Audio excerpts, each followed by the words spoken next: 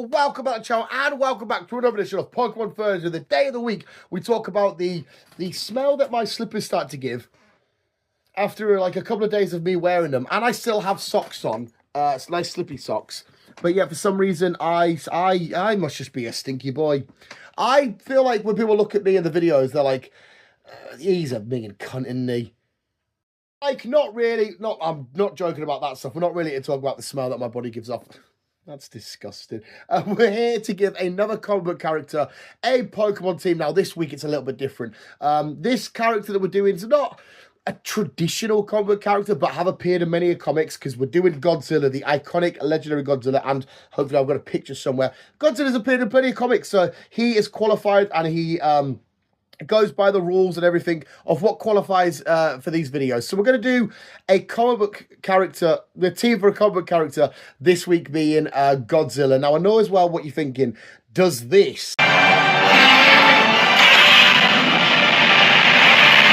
need a Pokemon team? Absolutely not. It does not. He's a fucking giant monster, fucking giant kaiju, kill any motherfucker thing as it is anyway. If there's a Pokemon battle kicking off with, no matter who it is, Rayquaza, Lugia, Arceus, Dialga, it wouldn't matter, Godzilla, yeah, fuck it up. But are we going to give him one anyway? Absolutely we are, because I love Godzilla. And I like the idea of you rocking up to, like, I don't know, you smash the Elite Four, you're like, oh, who's the champion for this game? You rock up and you're like,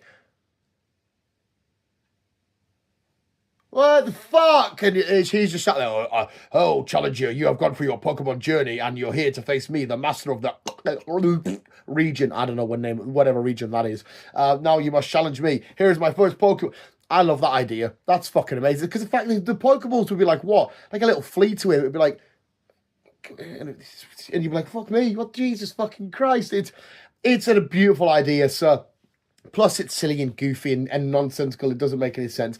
But anyway, we're going to do it. So let me know who you would have in your team for Godzilla. And if we should do another kaiju, because Mothra, King Ghidorah, Rodan, they've all also appeared in different comics and shit like that. So we can do more people for the Monsterverse.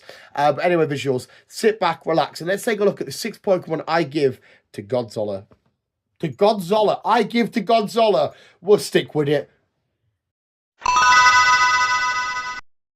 Number 1, the first Pokemon kicking us off is, of course, Tyranitar. It's self-explanatory. It's Godzilla. It's Tyranitar. Tyranitar, based on Godzilla. But not only that, our main man, Godzilla, can Mega Evolve his Tyranitar. And this is, well, actually, this is how I imagine Godzilla Mega Evolves his Tyranitar. Very much like Steven. This is how he Mega Evolves.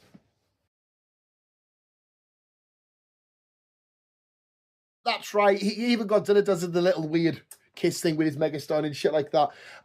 Mega Victory Bell. Mega calm down. I don't know why. Mega Victory Bell has been a thing of my nightmares lately. He just keeps popping up anywhere and everywhere. Mega calm the back off. Yes, Godzilla's first Pokemon is Tyranitar, but he gets him to Mega Evolve into a Mega Tyranitar. So a super duper awesome, powerful Pokemon to kick things off for Godzilla's Pokemon team. If Mega Victory Bell comes back again, I do apologize.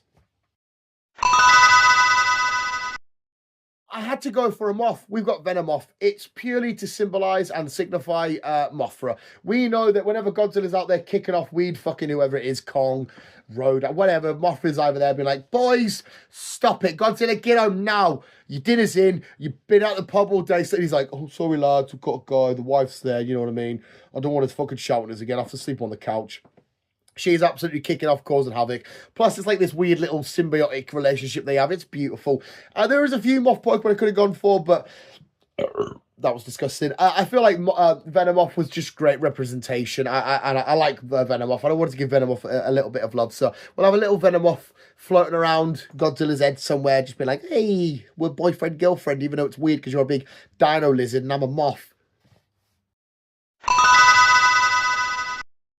Next up, I've gone for Tatsugiri. The reason why I've gone for this, you can have any colour you want as well. We'll let you guys decide which colour we have and if it's either going to be the one that's like, or whichever one. The reason why I've gone for this is kind of like the Dondozo relationship that Tatsugiri has with it. I like the idea of Godzilla coming out and there's just a little Tatsugiri just chilling at the end of his nose or in his head or some shit, being like, you know how it like tricks you in the Scarlet Vita games where you think you're going to fight a Dondozo, but you're not. And it rocks up and God, you're there, and it's at the end of it. You're like, oh my God, maybe I have to fight Godzilla. And it's like, no, up here, you're fighting me. This is just my ride. And I just think that'd be so cool. This little fucking dragon fish thing just chilling on Godzilla's head somewhere, just looking like a little, like something you could squish easy, but you gotta have to get past his best pal to try and fuck with it. I think it's beautiful. I think it's awesome. Tatsuguri for the win. I've gone for Zygarde. Now, I probably will end with it at 75% form. Unless you want to give it 100% form, it's up to you guys. But I've gone for this purely because kind of like a little bit like Godzilla, but more specifically Shin Godzilla, where we see it sort of like evolving, being its horrible little stage where it's blood out of its like lung bits and it gets bigger and all this kind of shit. I know it's not getting other bits come together, like other cells come together to make it into a bigger thing. Whereas Zygarde is like loads of different cells coming together for it's 25% form, it's 50% form, blah, blah, blah. No, yeah, 20 for the cell, 25 as a dog, 50%. No, have I said it's 75%? The land lizardy looking one, the serpenty form. That's 75. You know what I'm getting at. But because Shin Godzilla sort of like evolves and gets bigger and new bits happen and better attachment, well, not attachments, but you know, shit happens. I wanted that sort of like not metamorphosis, like evolving sort of state to be represented in his Pokemon team, and I think Zygarde does it absolutely perfectly. Plus, it'd be a cool little duo. This, you could argue that Godzilla could be many types. It could be a rock type, it could be a dragon type, it could be a ground type. Zygarde being dragon ground, I think it all works up. It all matches up beautifully. There is reason in there. I think I've just articulated it really bad, but yes, Zygarde. Boom! I've gone for this more specifically because we've got the Monsterverse film that it had recently. There was Verse Kong and X Kong. I wanted to show the relationship of Godzilla and this big giant ape, and I want him to have a Pokemon to see and be like, right, me and the ape sometimes don't always get on. We've had a few fights. When he rocked up in Godzilla X Kong, I went straight out for a scrap, but Moffat chilled us out. We had a bit of a team up. I think I wanted him to be like, I like the version of Godzilla where it's like, listen, I don't like you. If I see you, I'm gonna smash your head in, but you're okay, I guess. And for him to have like this ape or a monkey sort of on his team to be like, the big ape's not too bad, is he? He's all right. I'll have one on my team, and we'll go with it. So I went for Rillaboom just to show that he's got a little bit of love and a little bit of appreciation for Kong. Needed a Pokemon to be like radiation and nuclear shit and nuclear waste, all that kind of stuff. We know that Godzilla loves a bit of nuclear shit and radiation stuff.